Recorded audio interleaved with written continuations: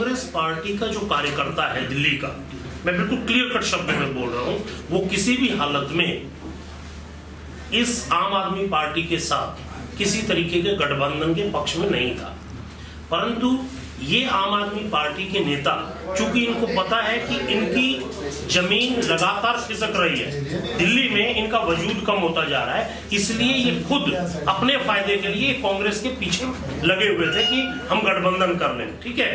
परंतु इन लोगों की कभी से आदत रही है इस पार्टी की, इन पार्टी के नेताओं की, पहले ये उंगली पकड़ते हैं, उंगली पकड़ के पोंछा पकड़ते हैं। इन्होंने बातचीत शुरू की दिल्ली से और उस बातचीत को हरियाणा और जो है पंजाब तक खींचने की कोशिश की। इसलिए पार्टी ने लास्टली ये फैसला दिया। आज हमारे दिल्ली के जनरल सेक्रेटरी इंचार्ज पीसी चाको साहब का भी वर्जन आया है कि दिल्ली में हम 7 सीटों पे अब चुनाव लड़ेंगे।